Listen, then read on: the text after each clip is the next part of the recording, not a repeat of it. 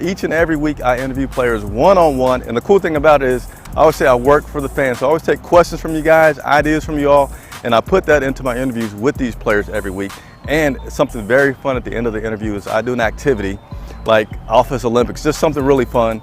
And I don't always win, but that's not the point.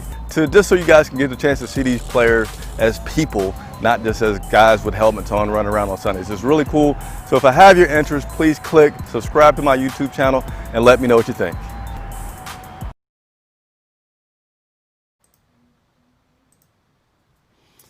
All right, so it is amazing what a little bit of planning can do.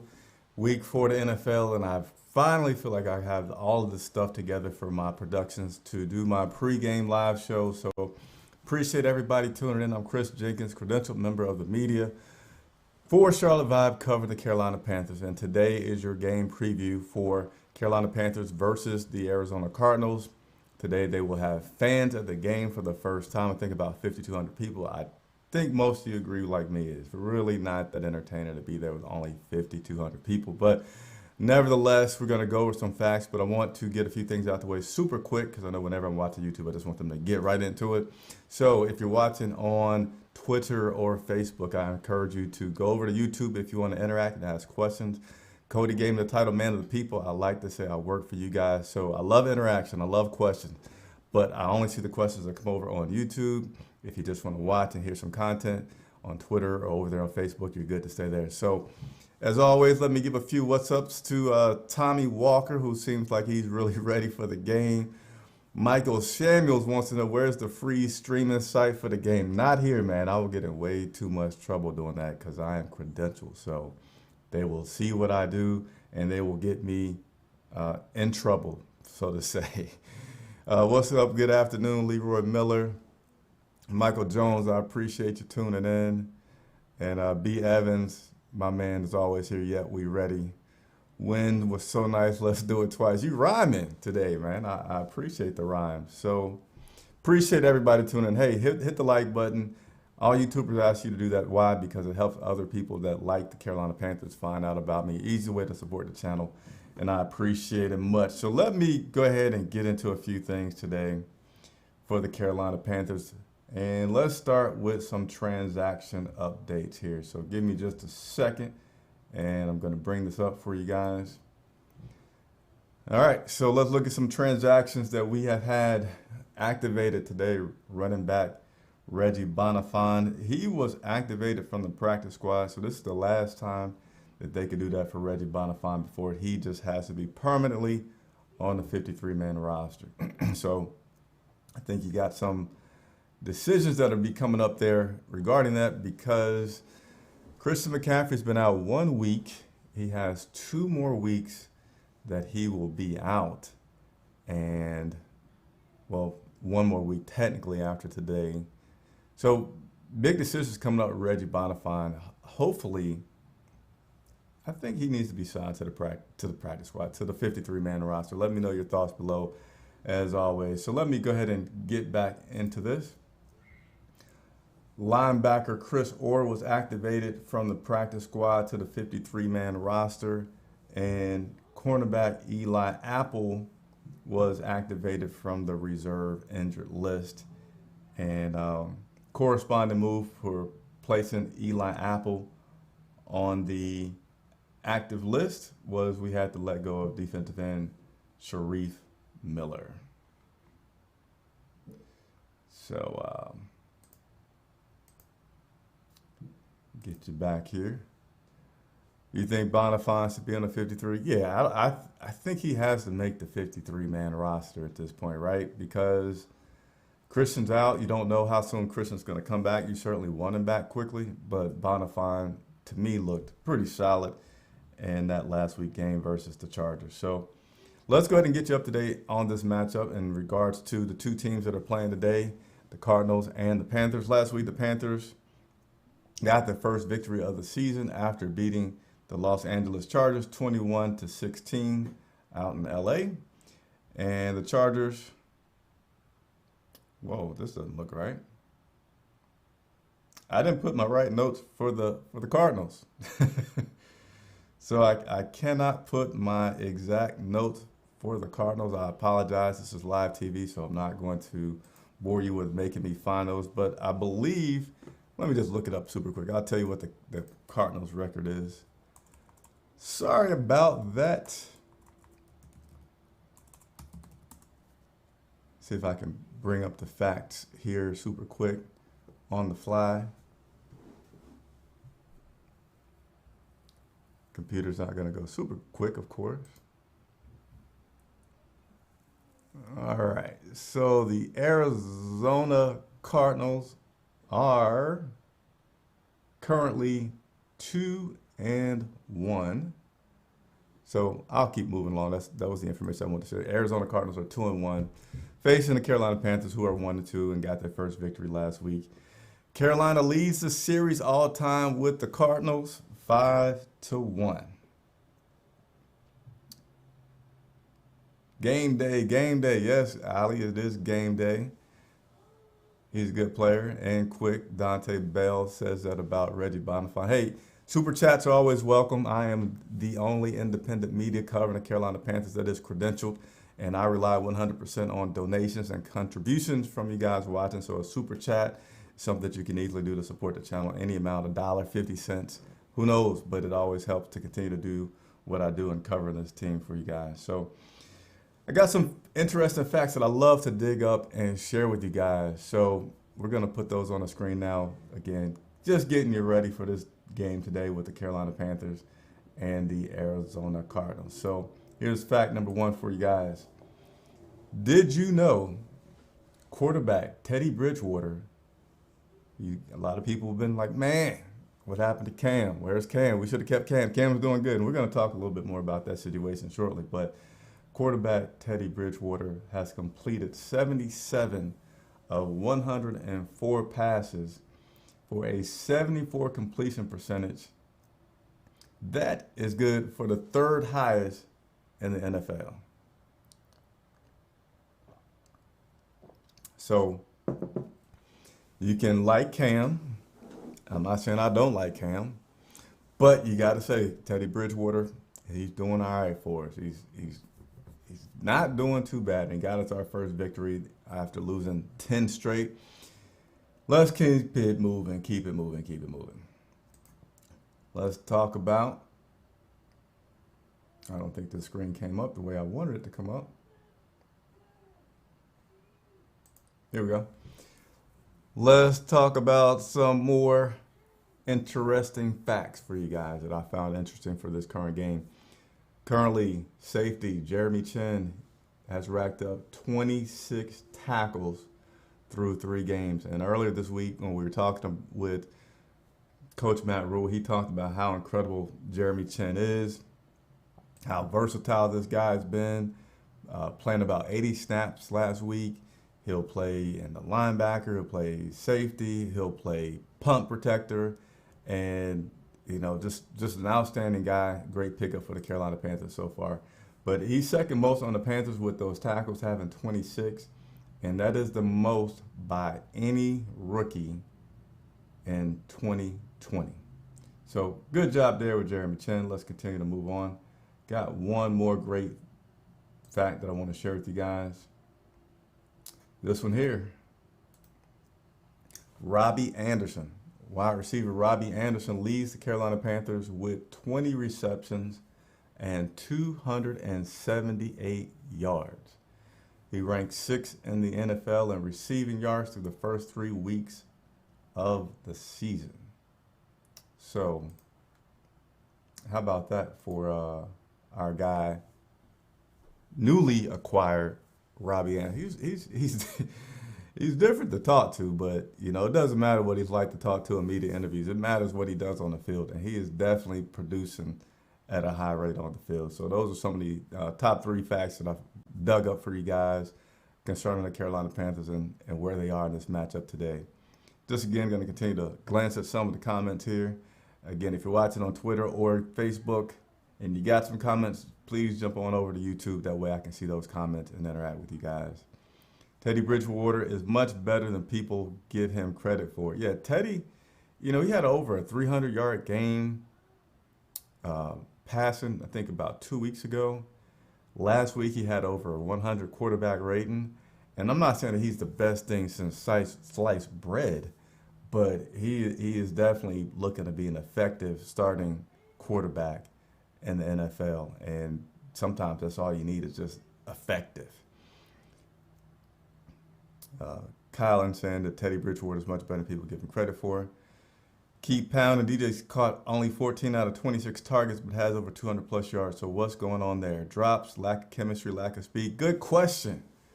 Good question. I'm going to come back to that one here in a second. So again, love the questions.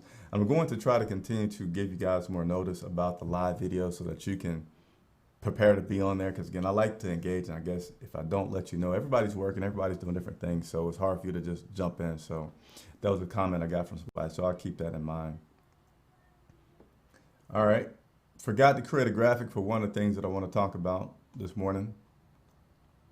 But each week I also like to talk about the top 10 rankings that the team has. Again, these pregame shows for me, a lot of just answering questions from you all, but also just giving you lots of cool facts that I found about the current matchup that we have going on. So one of the things I like to talk about each week is what are our current top 10 rankings, both on the offensive side and defensive side. And though we did get our first victory last week against the Chargers, we have slid in some categories. I don't remember off the top of my head, but I felt like in previous weeks I might have 3 or 4 things that were top 10 for the season, which, you know, early on in the season, I guess it is easier to achieve those things, but we've dropped in quite a few.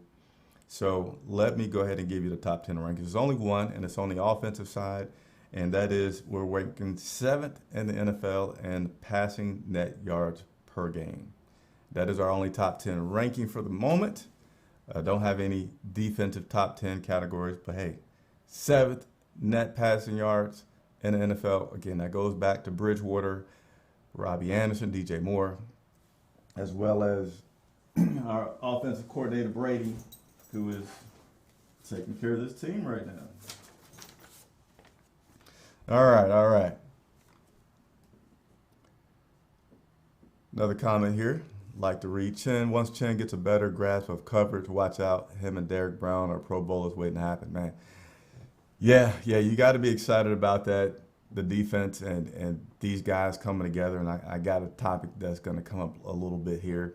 We'll go into that just a little bit further. All right, so let me go ahead and talk about some notable connections. Again, weekly things that I talk about, which are Carolina Panther players that have been on the Cardinals, as well as Cardinal players that have been with the Carolina Panthers. I'm only going to pick the ones that you guys probably care about, because there's a lot more that if like you're a diehard, like you remember Brenton Buckner, anybody? So you got to be a true Carolina Panther diehard to remember that. He used to play for the Panthers for quite a while, and he's been on the coaching staff for the Cardinals for several years. So that's kind of cool. But nevertheless, let me stick with the points that I have written down here. Safety Trey Boston, who, you know, was looking to be an NFL journeyman recently. Hopefully he's going to stay at the Panthers for a number of years to get some stability. He played for the Arizona Cardinals, as well as wide receiver Pharaoh Cooper. And then, you know, we've had some turnover with our kickers and punters. Anybody remember good old Andy Lee? Well, Andy Lee is now the punter for the Arizona Cardinals. He was formerly a punter for the Carolina Panthers. And then, interesting. Did you know Kyler Murray and Greg Little were high school teammates in Texas? And together in Texas on that high school team, they won 2 state championships. So they will kind of probably have a quick reuniting conversation today on the field prior to that game starting. So those will be your your notable connections for today's matchup. Definitely him and Chris Jenkins. Oh, yeah, Chris Jenkins. Yeah. Anyway, sorry, I didn't read the full comment. They said definitely remember Brenton Buckner and Chris Jenkins. Of course, when they said Chris Jenkins, they typed it like my name. Chris spells his name with a K, but yeah, that was a fun time when Chris worked for the Carolina Panthers here in Charlotte. All right, so I got a few talking points for today that I want to go over with you guys. Give me just a moment. That's all right, man. You didn't spell his name right. You didn't know. So I had a few comments in which I said I was going to come back to here in a second. So let me go ahead and get back to those talking points. All right. So first one, if you have been watching, maybe you have not been watching, you just tune in on Sundays. Nothing wrong with doing that. Cam Newton, formerly of the Carolina Panthers, now of the New England Patriots, was diagnosed with COVID-19. So when that happened, they had to go and retest everybody for the Chiefs as well as for the Patriots and figure out exactly what they were going to do. And the reason they had to do that is because you got to give the NFL credit. They have a ton of money, so they have a ton of process to prepare for things. And they knew whenever they would get an outbreak or start to get some cases that they would have an incubation period, and then they need to test everybody again to make sure that no one else has gotten the COVID on the team and it's not spreading.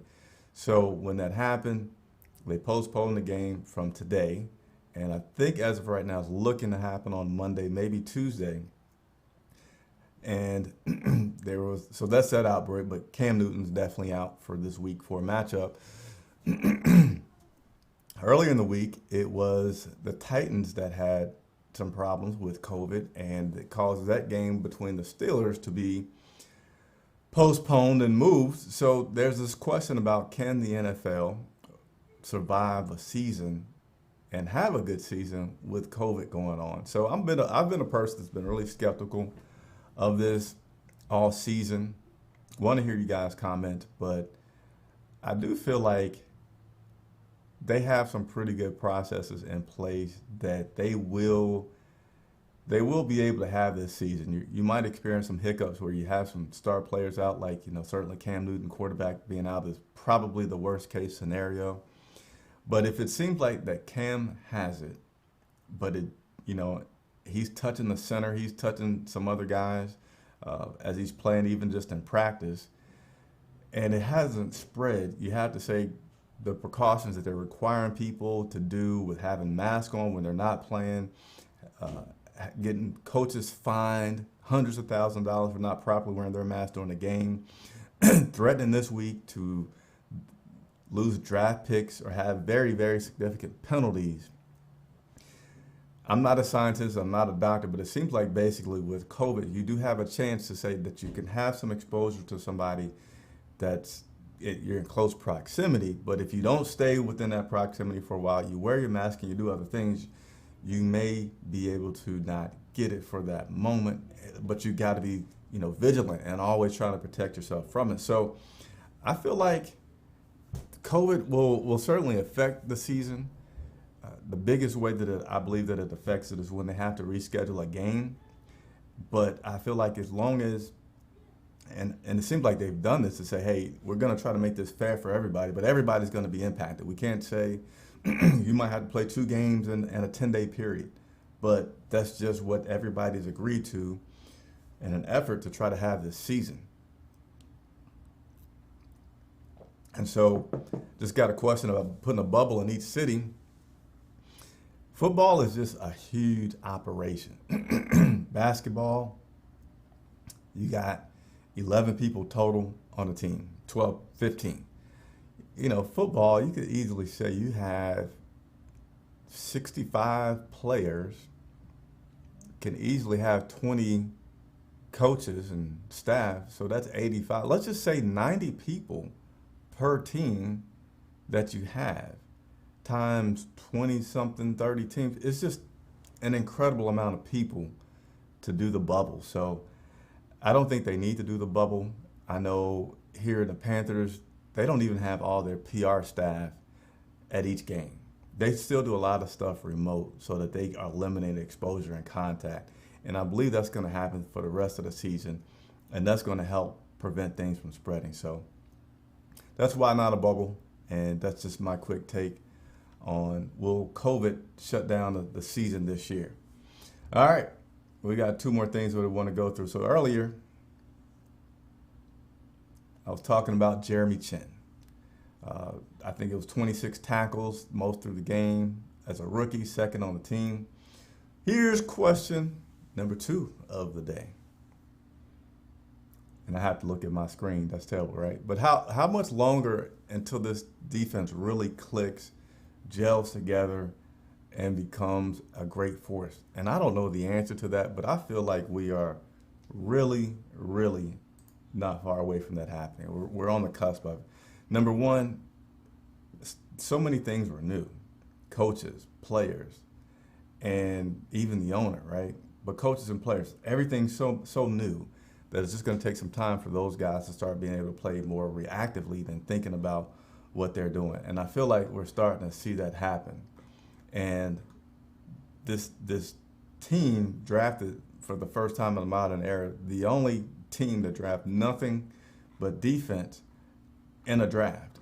And so that they're extremely young on the defensive side. So extremely young, new players, new free agents, new coaches. Give them a little bit of time to gel. And I don't know when that's going to happen, but I feel like we're starting to see that happen. So we had the turnovers that happened last week. We had the sacks that started to happen last week. We had 3 takeaways in the first half with a forced fumble. And Dante Jackson, back-to-back games. I believe it's back-to-back games, but I know he's had 2 interceptions. Let's see, Tom Brady, I don't know. Yeah, Tom Brady intercepted, and then Chargers, he had the interception. So Dante Jackson with 2 interceptions, and just getting the sacks. Just a lot of good stuff, So I feel like we're not too far away from having the defense click and be a formidable team. And here's the exciting part. Once that defense does click, because they are so young, we compete for a while. And something my son pointed out was that, we're going up against a league with some great quarterbacks and Drew Brees and Tom Brady, but these guys are older. So let's say these guys maybe have 2 more years. They play a total of 3 years. That's at the most, I think. Well, we got talent that's young and developing, and hey, our legacy, our dynasty, if you will, can start to build. So that's something to look forward to, is this defense continue to grow and gel together. And let's go ahead and end it with something that I think is really to make you go, Robbie Anderson is leading this team in yardage. And I don't believe he's leading in receptions. Let me see real quick. Is he leading in receptions? Yes, he is. So Robbie Anderson is leading in receptions for the season with 20. DJ Moore currently has 14. Yardage-wise, he has 278. DJ Moore has 239. So the question is, does Robbie Anderson overtake DJ Moore? And, I don't know why, but it seems like our receivers, probably because Christian McCaffrey is such a dynamic player, and our wide receivers are kind of quiet, but Robbie Anderson is doing really good, and he seems to have a great amount of chemistry and rhythm going with Teddy Bridgewater. And I know earlier, I told you I was going to come back to it, so Keith Pounder had said to me earlier, DJ has only caught 14 out of 26 targets. I did not know about the targets information right offhand, but I don't remember most of them being drops. I think, some of them have just been behind him, a little off target, which you could say Robbie Anderson possibly has the better gel with Bridgewater than Moore does right now. And so the question was, so what's going on? Drops, lack of chemistry, lack of speed. So I think I wouldn't say lack of chemistry so much more as Robbie Anderson having more chemistry and speed. All these guys are pretty fast. Moore, Samuel, and Anderson, all of them are pretty fast. And, DJ has been having a good season, so let's not say that he's not. These guys both are nearly averaging 100 yards per game. It's probably around, quick math, I'd say 90 to 95 yards per game that they're averaging, which is not bad at all. If these guys keep this rate up, we're going to have 2 wide receivers over 1,000 yards. I don't know when the last time that happens, but that's a good thing if that can happen. So today will be a telling day. I'll tell you that. If Robbie Anderson has more yards, more touchdowns than DJ Moore, I can guarantee you guys that I'm going to have a feature story and go much more in depth about how Robbie Anderson is having such a good year.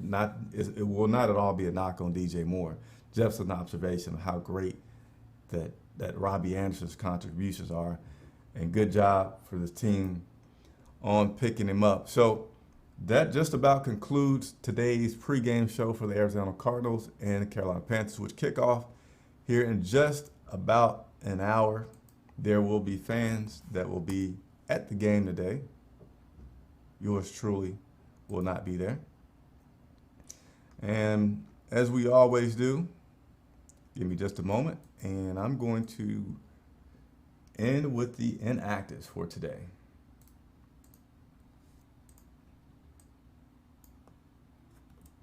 Get this up on the screen for everybody.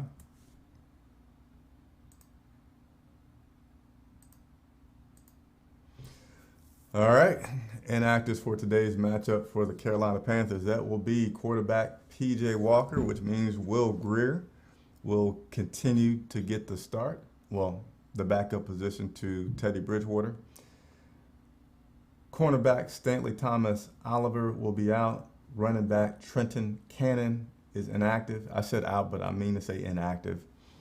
Linebacker Chris Orr, who was activated for today's game from the practice squad, he is inactive for today.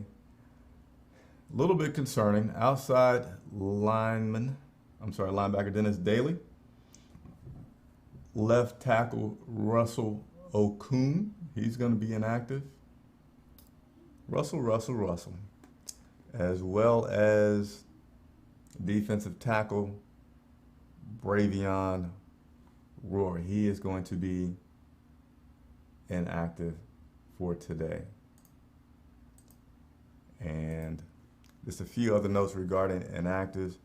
The Cardinals wide receiver Deandre Hopkins.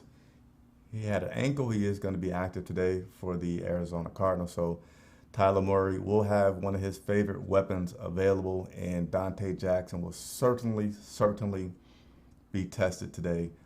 Deandre is active, even though he didn't practice all week for the Arizona Cardinals. Tahir Whitehead is also going to be active. He was questionable, but certainly he wasn't on that list today, so he is active. And that's it. That'll conclude today's pregame show. As always, thank you very, very much for watching.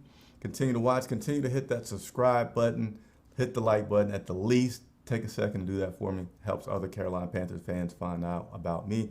And it also helps me to do things like have players on the show as I continue to grow through your support. So always appreciate it. Chris Jenkins, credential member for the Carolina Panthers. I will go live again after the game today to give you player interviews, coaches interviews, and my take on the game. That will be approximately at 7 p.m. Eastern time. I'll send out another reminder for those that want to take part in that post-game show. So that ends it for me. Enjoy your Sunday.